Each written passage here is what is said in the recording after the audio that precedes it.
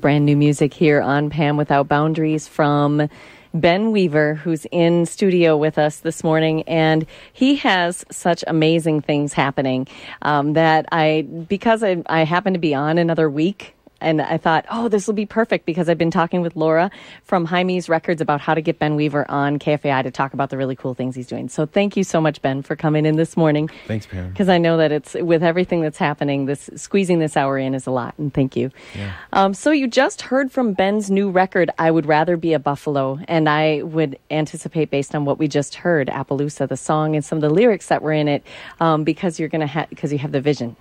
You have the ability to see, as a buffalo, what's happening on the range. And Ben was almost here. Like, was it already a few months ago that you were almost here? Yeah, I think it was in June I was almost here. You were almost on Pam Without Boundaries again. We've had Ben on before around the release of Mirepoix and Smoke, which was a really cool record. And thanks to Ben, I know what Mirepoix is. And when I was at a restaurant recently with a group of people celebrating something positive and wonderful in life, somebody asked what Mirepoix was, and I knew. Thanks to Ben.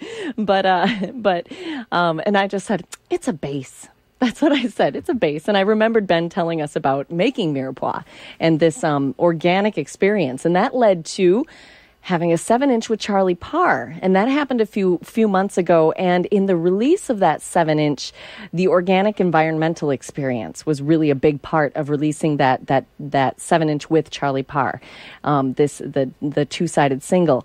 And now we've come to I Would Rather Be a Buffalo, which is a brand new release that Ben will be celebrating this Friday at the Cedar Cultural Center with another friend of Pam Without Boundaries, Brian Laidlaw, whom I just adore.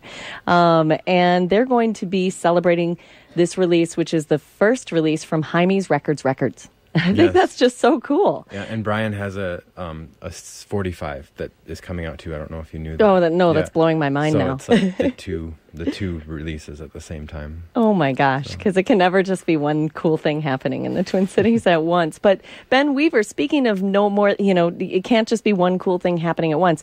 He's going to celebrate the release of this new vinyl LP, this new LP on Friday. And then Sunday... Is it Sunday that you do the cold water thing? No, it's Saturday. Saturday. So it's the very next day. Okay. I'll correct myself there. Saturday, he departs for a bike ride down to New Orleans along the river, doing shows along the way to help benefit cleaning up of the river. Actually, tell me about this. Okay. No, so there's so many things. I don't leave for New Orleans until the following week, October 20th. Okay. But Saturday... so the Twin Cities Book Festival, sponsor, that Rain Taxi hosts, that starts on Saturday. It's coming at the Saturday, State Fairgrounds. Yeah, and so I'm part of a bike ride that morning, to go to the festival to read a poem at the gates when they open it, and then I'm going from there to Coldwater Spring, by Fort Snelling, and working with the Mississippi River Fund, and we're doing a prairie restoration bike ride from Coldwater Spring down to there's a prairie sort of below Mill Ruins, and we're going to collect some seeds and talk about, and more experience than talk about, some of the urban prairies along the river between Coldwater and Mill City Ruins. And then when we get to Mill City, we're going to do a little bit of planting and seed distribution. And there's a prairie that wants to come back there, but it needs a lot of help. So we're going to put a couple of hours of volunteer work into that.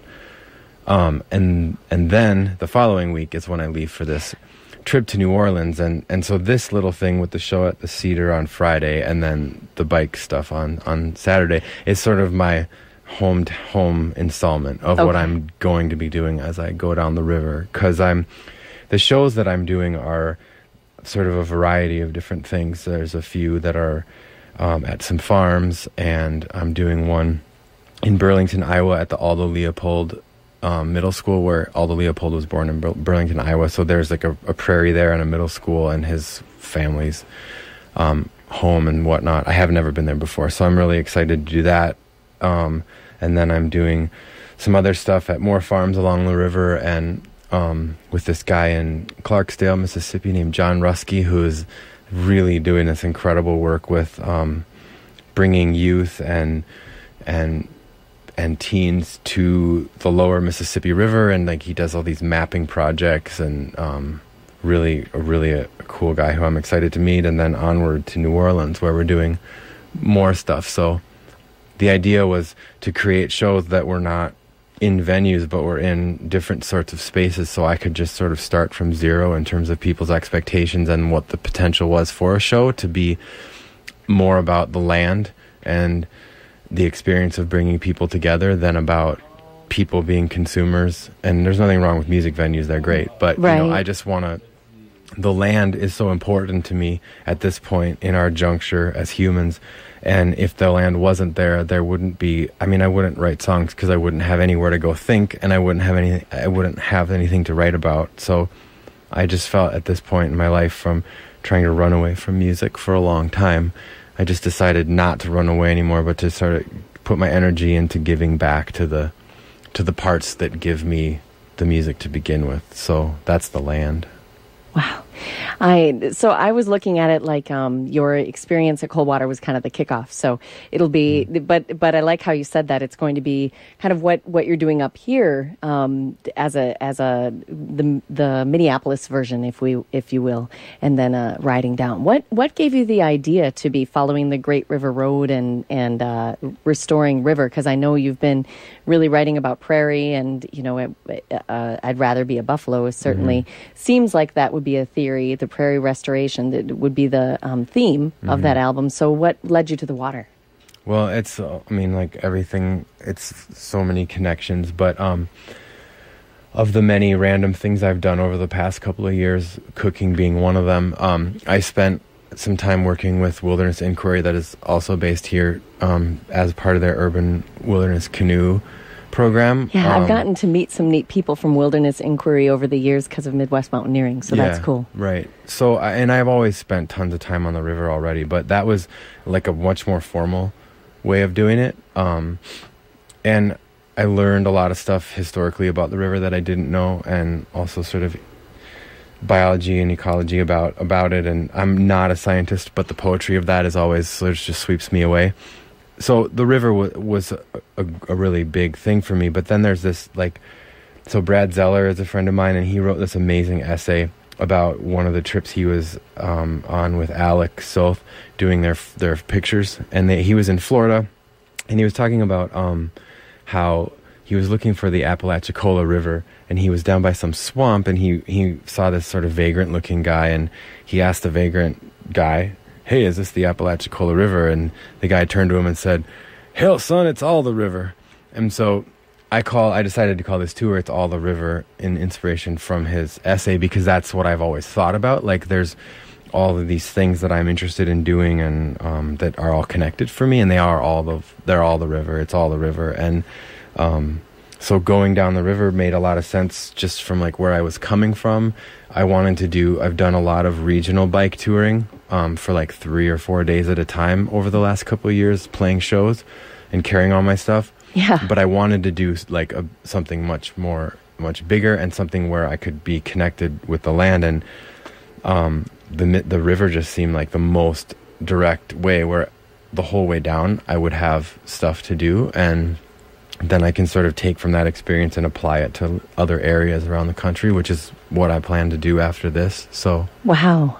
So we're going to hear more from the new record that will be celebrated at the Cedar, and then I want to talk more about kind of how you envision the tour down the river and how you got connected to the venues the places where you're going to be stopping, and probably people who are locally doing restoration and doing great things beside John Ruskey in Mississippi. So let's talk more about that after we enjoy the opening track to I'd Rather Be a Buffalo, the new album from Ben Weaver. Thanks so much for tuning in to KFAI. And Ben, thanks so much for finding time to make this happen today. Yeah.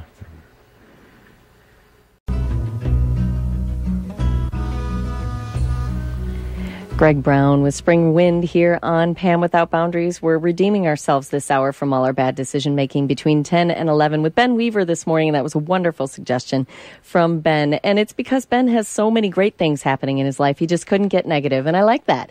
And then he also said, when we discussed it by email, he said, and I want to bring in some positive songs because singers tend to dwell too much in the negatives. I'm paraphrasing. It's not exactly what he said, but he said, there's enough of those negative songs out there. I'm going to find some good positive ones to share with us. And that Greg Brown was lovely. So we've been hearing from Ben's new record this morning. It'll be celebrated at the Cedar Cultural Center this Friday. It's I'd Rather Be a Buffalo. And when we heard just the opening track, Divided by Animal, there were some beautiful natural bird sounds in the beginning. And so that made me ask Ben off mic, and then we're trying to save all the good talk for on mic, about the recording process. So can you tell us a little bit, Ben, about recording I'd Rather Be a Buffalo? Yeah, it was an amazing experience. I knew I was actually supposed to record the record in a studio in Chicago, and I didn't really feel really great about that, but things were just happening as they were happening, and then some other things happened, and I wound up having to change my plans. And a really dear friend of mine has this incredible family with this incredible barn that had just sort of opened up. And I talked to Tom Herbers, who's a really dear friend of mine too, who's a master of collecting sounds on site. And he's just a master, period. Yeah, he's brought us so much joy in the Twin Cities with music. A phenomenal human being. And I talked to Mike Lewis, who I'd been wanting to work with for a long time, who's another phenomenal human being. And so we loaded up my car with this reel-to-reel 2-track tape machine of Tom's, and some microphones and a little bit of stuff, and we hauled it down to my friend Monica's family's farm and their barn, and we hauled it up the stairs and we set it up, and we just recorded most of the record in one day and one night, with me and Mike. And there were ducks and chickens and other things going on, and we stopped at one point, and I cooked a bunch of food, and we all ate, and then we recorded some more. And I'd always wanted to make a record like that, because there are moments on this record where I know that there were certain people in the barn, or there were things going on, and wasn't just in a studio where the idea was to like eliminate all the sounds, or like, because again, the same thing I was saying earlier, this record it's about inclusivity to me right now, and like including everything. And so it seemed crazy that I would go into some environment where if you moved, that would be a bad thing, if their shirt ruffled against the mic cable or something, so I wanted to just open the door to like have everything come in and be there and be present. So there's a lot of animal sounds because of that. But the sound of the barn was just also amazing on its own. So cool. Kind of like a church, I imagine, with the high ceilings and the beauty that can bring as far as acoustics. Yeah. Oh, cool. Neat. So I do have to ask, how did you get connected with Dave and Laura and Hymie's Records, and that this became the release for Hymie's Records? Yeah. Well, they've just been really amazing supporters of me for quite a while now. I've played at their Record Store Day event, I think like 4 years in a row now. I've always kind of lived, as I've moved around, more or less in the neighborhood. And we've sort of just built a friendship that way, and a trust, which is like a big thing, because as I started to take this whole project on, I realized, I wasn't going to work with the traditional record label like I'd been working with Bloodshot in Chicago, and they're great people, but it just wasn't going to be the right situation. And I needed someone who was flexible enough and who I could trust, and those guys kind of approached me and said, hey, we'd love to work with you, because we're already sort of going in this direction of putting out these 45s, and I thought that it was well worth a try, because I've had nothing but great experiences with them so far, and it's continued to be that way. It's just like everything else, the way that I want it to be happening. It's a little bit difficult to remember all of the things that we need to do, but we're all friends, and I also decided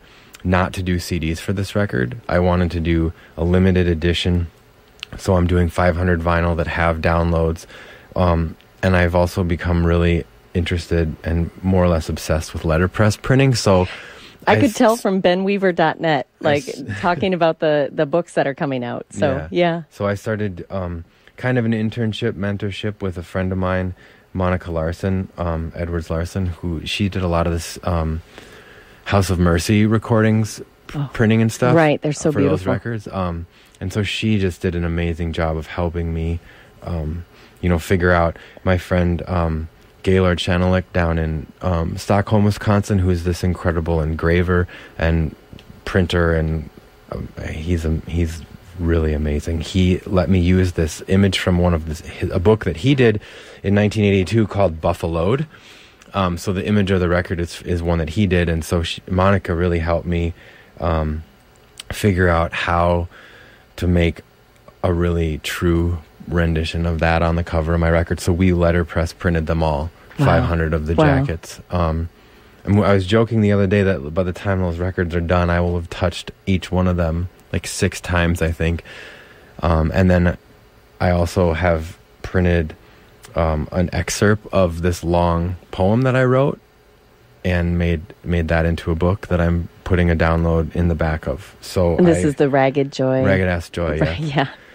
And I don't know what we're talking about anymore because I lost track. No, I love it, though. I love it. What we're talking about are projects that Ben has happening and how you got connected with Hymie's Records to make this happen. And it's really cool because actually Ben just brought up things I wanted to ask him about because Ragged Ass Joy, it's a little early on Monday to say ass, but Ragged Ass Joy,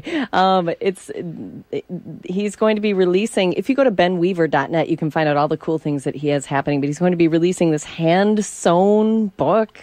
Tell me about this. It's like... Well, we made this book that the covers were letterpress printed, and I wanted to set the type and print the whole inside of the book too, but I had to at a certain point like draw a line of what I was going to do. Yeah, because you're a dad too. Yeah. You have a family. So you probably have to eat and sleep. Yeah, there's a lot of those things that need to happen too. So we letterpressed the covers, and then I had the insides printed by somebody else, and then I've sewn them like in like an artist book, I guess. It's 3 holes, and then we just sewed a little signature in there, and that's limited to, I only did 250 of them because that's all I could really manage. But I guess it kind of just goes along with why I decided to work with Hymie's, is that I have all kinds of boxes of CDs just sitting around, and it drives me crazy, and I don't want to contribute more waste to the world, and I also just want art and music to be something that is more valued and less just commodity. And I don't want to limit who can hear it, but I want it to be more of a decision that the people who want to hear it actually make a decision to go and get intentional. Yeah.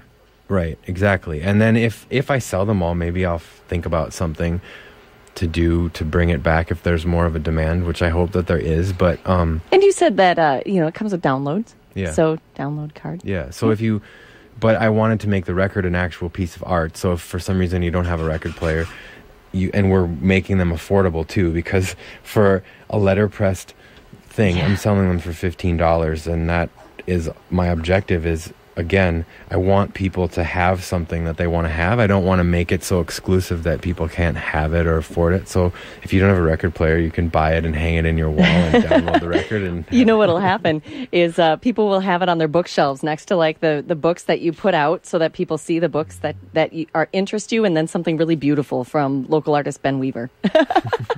That's pretty cool, though. And then you'll be at the Rain Taxi Book Fair as well on Saturday. So you have the CD release party Friday, or the LP release party. And I've been saying it properly until just now. I got all anxious, I guess. The LP release party Friday with Brian Laidlaw and the Family Trade, and they're releasing a 45, we've just learned, thanks to Ben. And then Ben will be at the Rain Taxi Book Fair at the State Fairgrounds, and you're biking from there to Coldwater. Mm-hmm. And do you call it Camp Coldwater or Coldwater Spring? Coldwater Spring. I've just always called it Coldwater Spring. Yeah, yeah. We follow what's happening with Coldwater at KFAI pretty tightly, which is actually something I'm pretty proud of. So, but then you'll be biking from the State Fairgrounds to Coldwater Spring. That's very exciting on Saturday. And then the week after, he begins his tour down to New Orleans.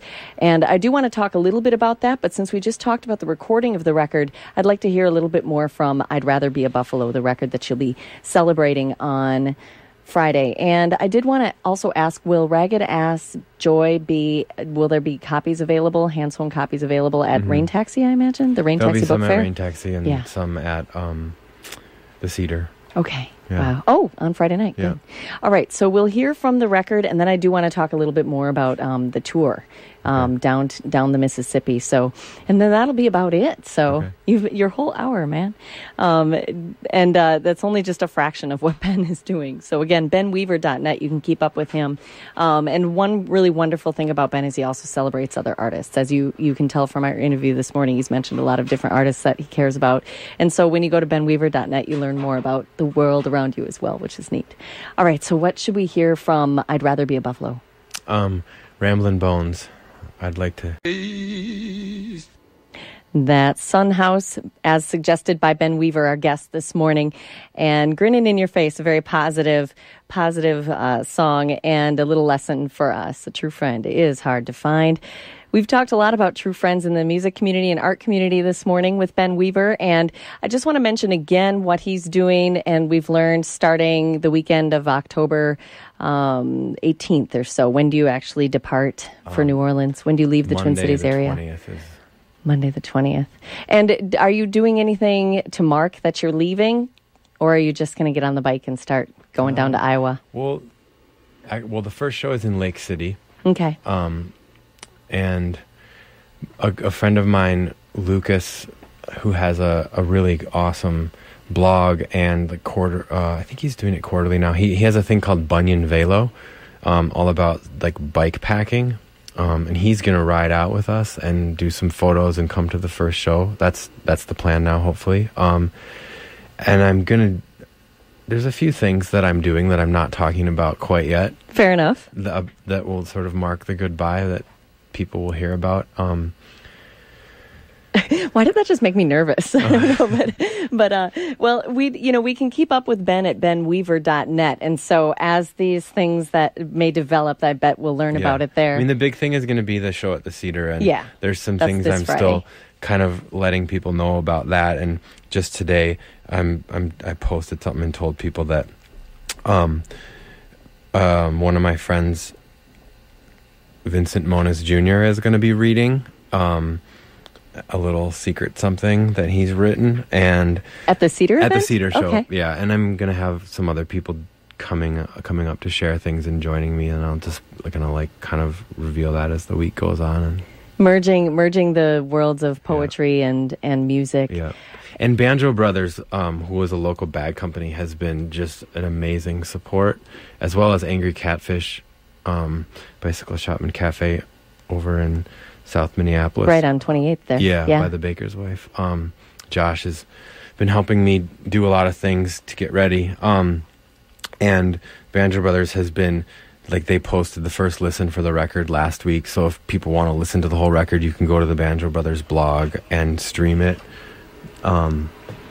And they are going to be building a website where they're going to post my travel blog. As you go. Yeah. I was going to ask you about blogging. Yeah. So Ben is biking down to New Orleans along the river and marking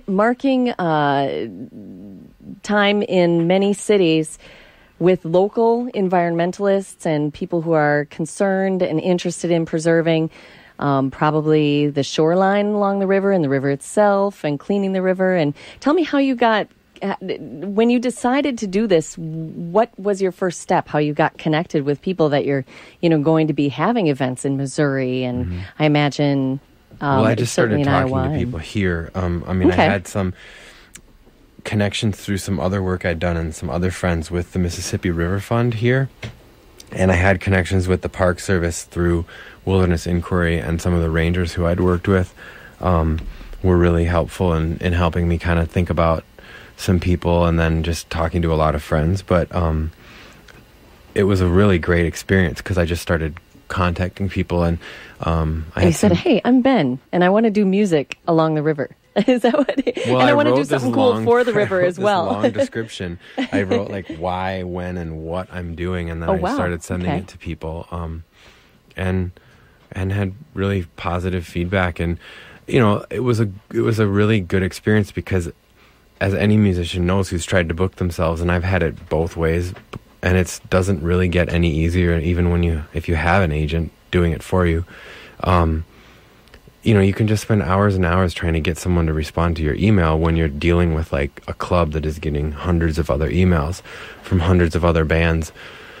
And I just reached out to these farms and different organizations who don't deal with music, but obviously are people who listen and are thoughtful and would love to have music be a part of what they're doing. So the response was really great. And the hardest part has not been finding places to stop and do something. It's been keeping track of all of the logistics and the events, because each town is its own thing and has its own set of variables and different things that are going to be happening. So are you going to be talking to radio stations as you go along too? I have no idea yet. Oh, wow. I mean, there's some where I think where I have a few scheduled already, but sure. A lot of this too is really, I wanted to rely on the people and not rely on like necessarily I can understand that. Outside, both because I knew I wasn't going to have time. Right. And again, because it's the land and the people that I want to connect the most to. So that's what's great about farms or some of these other communities where there already is a group of people connected and they can talk about it. And I figured that I've played many a night in, a dark bar at midnight in places like Cleveland and anywhere else for 10 people. And I'd rather if I'm going to leave home and go and do this, as I've done for 15 years, I'd rather be at a farm and play to 10 people, or I'd rather, be along the river or on a prairie playing to whoever comes. And it just totally reverses the expectations of what it's all about. So wow. So tell me about logistics. So it's you, your bike. Do you have a trailer that you bring? No, I have guitar on your back? I have a Banjo Brothers pannier that I stick my banjo in and can carry that on one side of my bike, and then I strap my guitar to the other one with bungee cords, and away I go. Wow. And so these the areas that you're playing in, a mixture of outdoors and indoors. Do you know what you'll do if it's not working out weather-wise, or you just most of the places have like a barn? We have a backup option. Okay. Yeah. Sure. Oh my gosh, this is crazy. It's kind of neat though. And Ben said earlier in the hour that he will start with this project, and you can follow it at Ben Weaver Music on Twitter or Facebook. The Banjo Brothers blog will be carrying his travel blog as it were, and then maybe doing this in other parts of the country to draw attention to other natural resources, I imagine. So maybe a Ben Weaver mountain tour. That's some biking, my friend. Yeah, well, or maybe that's actually start out with some flat prairie. We'll see, but that's one of the things that I have tucked away in my pocket. There's a specific spot. Okay. That I want to deal with. Would be the next one. Oh my gosh. Well, anything else you want to say quick? Of course, the LP release party, Hymie's Records' first release, pretty cool, happening at the Cedar Cultural Center on Friday. Yep. And if you ride your bike, tickets are only $10. Okay. All right. I think 12 in advance and 15 at the door if you don't ride your bike. So ride your bike. Okay. Oh, do you come in wearing your helmet, I suppose? That's good. We'll figure it out. We'll figure it out. That's wonderful. All right. So did we talk about playing one more song? I can't remember. Do you remember which one it was? I think we were going to play that Smog song. Oh, yeah, that's right. All right. Well, say a little bit more while I cue that up. Okay. What else do you want to say? Well, I would just thank you for having me come here. Thank you for making the time. Yeah. And if people have anything that they want to know about, I'm pretty easy to get a hold of. And like you said, it's all on my website. And we'll see what happens out there on the river and in town. And then at Rain Taxi, what time will you be down there on Saturday? It's 10 o'clock that it opens. Oh, you're going to be there all day? No, I'm going to be there for 15 minutes because then I have to go to this other thing at Coldwater Spring. Oh, yeah, that's right, at Coldwater Spring. And that actually, if people are interested in that, that's free. The ride is free, the Coldwater Spring ride. And that you can sign up for that. You have to register through the Mississippi River Fund. And I believe it's MississippiRiverFund.org. And you can sign up on their calendar for that ride. We're hoping to get about 20 people to come and help with the prairie. Neat. All right. Thanks a lot, Ben, for being on Pam. this morning, and good luck. A lot of fun things to keep track of. I'll be following you on Twitter. Thanks. You're tuned to KFAI 90.3 FM Minneapolis, 106.7 FM St. Paul.